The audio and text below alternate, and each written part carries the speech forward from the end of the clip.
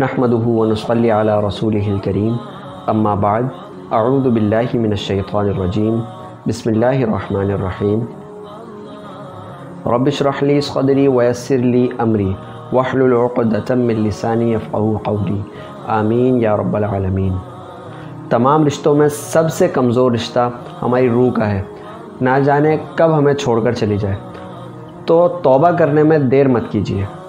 अल्लाह को बहुत पसंद है अल्लाह की अताओं पर अल्हम्दुलिल्लाह और अपनी ख़ताओं पर अस्तग़फ़िरुल्लाह। एक लफ्ज़ है मग़फ़िरत का, जो हम अक्सर लोगों से सुनते हैं, हमारे उलमा से, हमारे बड़ों से और हमारे बुज़ुर्गों से, कि हमें अल्लाह से मग़फ़िरत मांगनी चाहिए, हमें अल्लाह से तौबा करनी चाहिए। तो हम किस तरह से अल्लाह से तौबा मांगते हैं, हम अल्लाह से किस तरह से जो है वो मग़फ़िरत तलब करते हैं।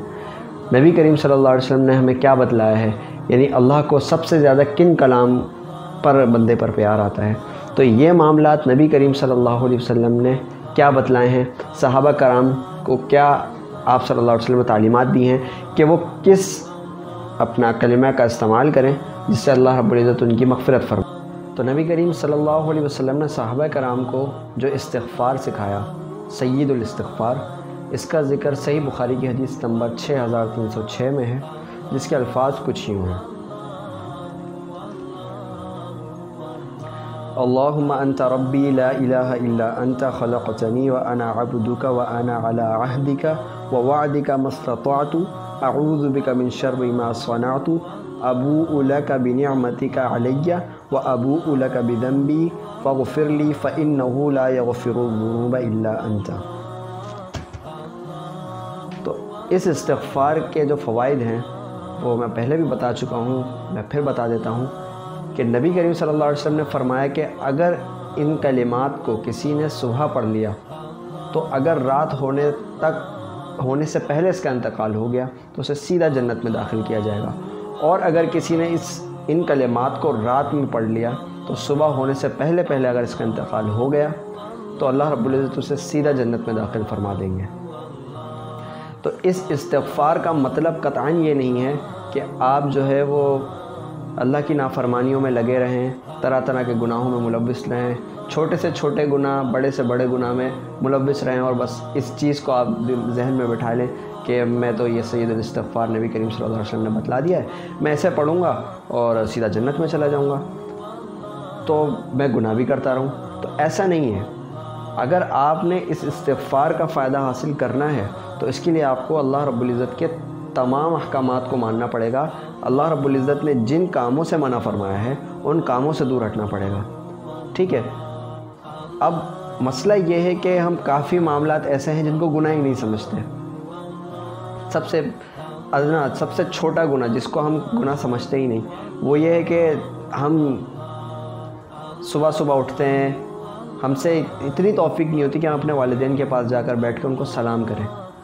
हम लोग बस अपने कामों में लगे रहते हैं। दूसरा जो गुनाह जो अक्सर लोग करते हैं, जिनको पता ही नहीं है कि ये हम गुनाह कर रहे हैं, वो गुनाह ये है कि जब घर में क्या कहते हैं सफाई करने वाले मौजूद होते हैं, अब आप वॉश बेसिन में हाथ भी धो रहे हैं तो इस तरह से धो रहे हैं, छींटें जो है वो उसकी बाहर भी जा रही हैं, तो सफाई करने वाले के लिए परेशानी है।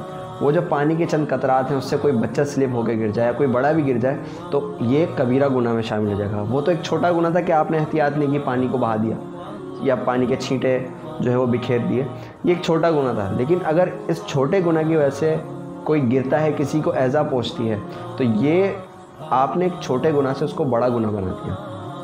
तो इस तरह के बहुत से गुनाह हैं। ये बात बताने का मकसद ये है कि अक्सर लोग जो है ना वो गुनाह को गुनाह नहीं समझते। जब इतनी छोटी छोटी चीज़ों में अपने आप को रोकेंगे, ख्याल करेंगे ना, तो जो बड़े गुनाह हैं ना, अल्लाह रब्बुल इज़्ज़त हमें उनसे ख़ुद बचने की तौफ़ीक नसीब फरमाएगा। तो इस इस्तिग़फ़ार को पढ़ने के साथ साथ हमें अल्लाह रब्बुल इज़्ज़त के अहकामात को भी मानना है, हुकूकुल इबाद का भी ख्याल रखना है। किसी तरह का कोई भी गुनाह हो, हमें उस गुनाह से भी बचना है। ठीक है। अब जब हम अल्लाह रब्बुल इज़्ज़त के तमाम मामलात को साथ लेके चलेंगे, अल्लाह रब्बुल इज़्ज़त के अहकामात को बजा लाएंगे, फिर उसके बाद अगर हम अल्लाह रब्बुल इज़्ज़त से ये उम्मीद लगाते हैं कि हम ये इस्तिग़फ़ार पढ़ेंगे और पाबंदी से पढ़ेंगे तो अल्लाह रब्बुल इज़्ज़त जो है वो हमें जन्नत में दाखिल फरमा देगा। इस्तिग़फ़ार और तौबा का मतलब है पलट आना।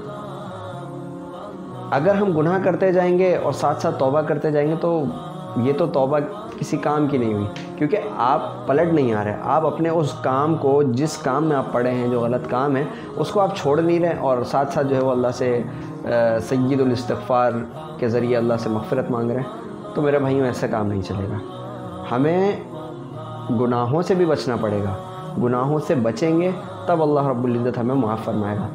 مثال کے طور پر اگر ایک چھوٹا بچہ ہے، وہ اپنی ماں سے پوچھے بغیر کوئی ایسا کام کر دیتا ہے، جیسے شیطانی کر دینا، شرارت کر دینا، کسی چیز کو توڑ دینا، اب اس نے اپنی والدہ سے معافی مانگ لی، ٹھیک ہے امی میں دوبارہ ایسا کام نہیں کروں گا، کوئی بھی ایسا کام یعنی کوئی چیز توڑ دینا، اس کے بعد وہ آپ سے معافی بھی مانگ رہا ہے اور بعد میں دوبارہ وہی کام کر رہا ہے، تو ماں تو پھر سزا دے گی نا۔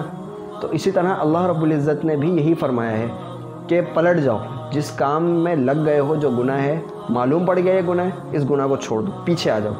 اب جب آپ پیچھے نہیں آئیں گے اس سے، تو ظاہر سی بات ہے اللہ رب العزت آپ کو لازمی سزا دے گا۔ تو اللہ جو ہے وہ سزا دنیا میں بھی دے گا اور آخرت میں بھی دے گا۔ تو میرے بھائی اس چیز کو سمجھیں، اللہ رب العزت سے مغفرت مانگیں، ساتھ ساتھ اپنے گناہوں کو چھوڑنے کی بھی توفیق کی دعا کریں اللہ رب العزت سے۔